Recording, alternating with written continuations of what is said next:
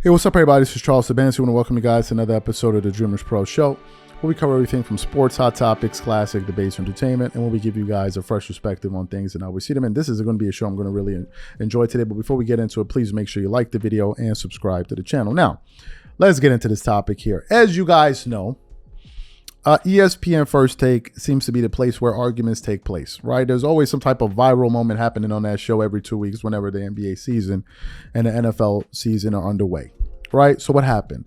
Last year, there was a major blow up on ESPN First Take that was basically sparked by some comments that Kendrick Perkins at the time made. What did he say? Basically, as you guys know, Nikola Jokic had won two regular season MVPs back-to-back, and he was leading the way to win his third consecutive MVP. And then Kendrick Perkins basically first came out there and started saying, well, he thinks that your man is stat padding, right? He's stat padding. He accused him of stat padding, and then Nikola Jokic's numbers started to taper off a little bit. Then Kendrick Perkins then went on ESPN and said he believes that maybe there's some type of racial bias in the voters, and some people are probably going to vote for him because he's a white guy, right? So that took place, and then JJ Redick wasn't there that day. And then the following day, I guess they both came on the network together, and of course they set it up because they knew it was going to generate a lot of ratings. And on that particular show was Molly Qerim, Stephen A. Smith, JJ Redick, and Kendrick Perkins. And what basically ensued after that was an absolute, I mean, it was just an S show. It was incredible. They were going back and forth with each other. They were shouting and all type of crazy stuff. And it generated a lot of headlines. So for those of you who don't remember what happened, I want you guys to take a listen to when JJ Redick started going to Kendrick Perkins and they started shouting back and forth, just to give you guys a quick refresher. Take a listen to that there. I want to touch on something that they didn't bring up. This idea that Dirk and Steve Nash were favored to win the MVP because they're white. First of all, you stopped short at 1990. That was your cutoff point for players to win MVP not in the top 10 in points per game, which is a stupid stat to judge MVP on. This isn't middle school. 1990, Magic won it. 89, Magic won it. 87, Magic won it. 87, he was 10th. 89, he was 15th. 90, he was 18th. Okay. We judge MVP year to year. You also said the criteria or the goalpost change year to year for certain players. No, it doesn't. We vote on the MVP. Hold on. We vote on the MVP based on that season. We vote on the MVP based on that season. It is a regular season award. Previous playoff runs have nothing to do with it. It's a regular season award for the most valuable player. And we can measure that, Perk. So maybe voters have gotten smarter. I want to talk about Dirk and Nash real quick, and I'll let you jump in. Dirk Nowitzki led the league in win shares in both 06 and 07. Led the league in offensive win shares in both 06 and 07. So yeah, he wasn't top 5 or whatever he was, top 10 in scoring his MVP season. The Dallas Mavericks were 67-15. They had the best record in the NBA. In 05, Steve Nash was the driver of the number 1 offense in the league, a team that jumped 20 wins and had the best record in the NBA. Okay. In 06 to me is one of the weirdest MVP seasons ever. You could make an argument Nash probably shouldn't have won it, but he was still the driver of the number 1 offense in the league. The 2 best teams that year, the Detroit Pistons, 64 wins, the San Antonio Spurs, 63 wins. Guess what? They didn't have a top, their top scorers weren't in the top 20 in the probably win 8 games. Okay, so let's make that very, very clear. Now, since you want to talk about when I was saying and preaching about moving the goalposts, the reason I asked that question was for the simple fact that what I'm saying is I don't know the criteria no more. I don't know if it's because it's the number 1 seed. I don't know if it's the number 6 seed. I don't know how you judging it. Is we judging off of advanced stats or who's the most valuable player? You take them off this team. We don't know. But we do know this. Since you do want to bring it up, we do know this, that when it comes to MVP voting, 80% of the voters are white American. 20% are others. I know that stat. If you want to talk about advanced stat, I do know that. Let JJ get back I want to just say Let something. JJ back, get Stephen back. A., Stephen A., I mean no offense to you, and I mean no offense to First Take, because I think this show is extremely valuable. It is an honor to be on this desk every day. It really is. But what we've just witnessed is the problem with this show, where we create narratives that do not exist in reality. The implication, what you are implying, that the white voters that vote on NBA are racist, that they favor white people. You just said that. Yes, you did. Yes, you did. Yes, you did. So you heard the exchange. So what happened? This morning, was doing some research, and I came across an audio, and apparently this is via Clutch Points, right?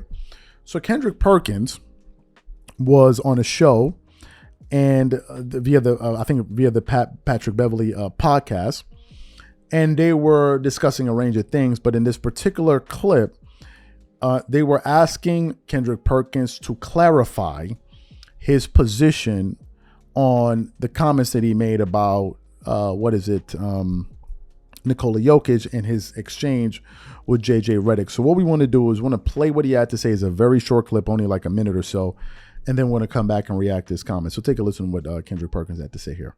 A big part of your job is takes, just having a take that's stimulating conversation-wise, and the one this year that got the most attention was you saying that Jokic being the front runner for MVP was because he was a white dude. So me and JJ got into a heated debate, man, and I love JJ Redick, right? Here's the thing. The only problem that I had with JJ is when he said, I accuse people of being racist. I never accused nobody of being racist, bro. Like, correct me if I'm wrong. Racist is that you hate someone of another color. Am I right or am I wrong? When Obama ran for president, I know black people out of my community that never voted in their life. Me, personally, I never voted in my life. You know, I rushed to go vote for Obama because I actually wanted to see a black president in office.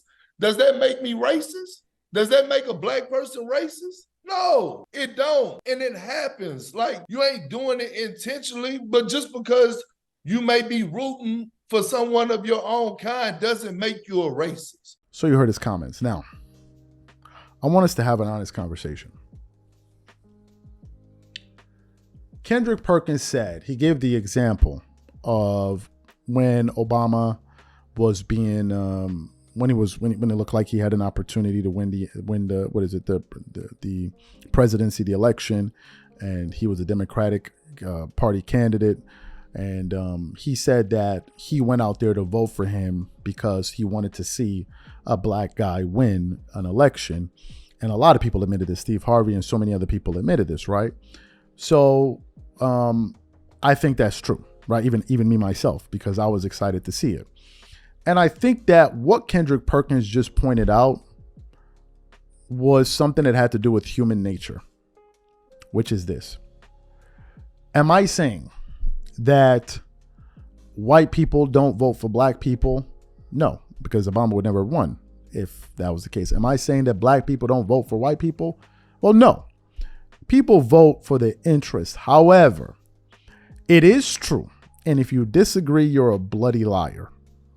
It is true that, and I'm not saying that's what happened with Nikola Jokic, but the part of when he said that people vote for people that they support that may look like them, that may come from a similar place like them, that is 100% true. Otherwise, the World Cup would have zero significance. Hello? The majority of the people that watch the World Cup and they're supporting their countries. Nationalism does exist. There are also people that will support somebody when they find out that they come from their own country. This is true. This is true. These are things that are real. If you see a Korean guy and he finds out that, I don't know, the person that's going to be running for office or whatever it is, and he finds out his career, a part of him is going to want to see that guy win. Now, does it mean that that's the only thing he's going to take into consideration? No. But there's an aspect of that. People support other people that come from the same place that they do.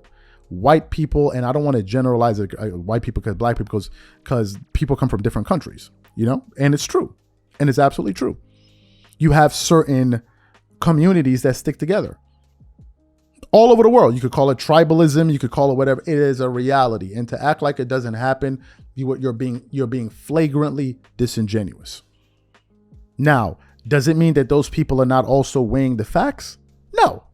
But does that element exist? Yes. Now, in the case of Nikola Jokic, does it mean that those white voters are voting for him because he's white? And only that? No. They could be voting for him because they think he's qualified. But could that also play a role? Well, absolutely it can. Absolutely it can. Who have I heard say this? Skip Bayless. I've heard Skip Bayless say on TV that if he sees a white athlete doing good, it also makes him feel good as a white guy to see another white guy doing good if it's in basketball or something like this. He admitted that. Now, does that make Skip Bayless a bad person? No, it makes him honest. But does that mean Skip Bayless doesn't support a Michael Jordan or doesn't support a Kevin Durant? Is Kevin Durant white like Skip Bayless? No. Does he support him? Yes. So two things can be true. And I think that had he said that before, I would have understood a little bit better. Now, there's some people who are going to say you're making I understand that. Those people are going to feel the way that they feel, and it's their opinion. It's their right to feel that way. I'm saying, though, however, that thing exists. Trust me, it does. It absolutely does. There's some people, regardless of the race, all races do it. I don't care who you are. All of them do it.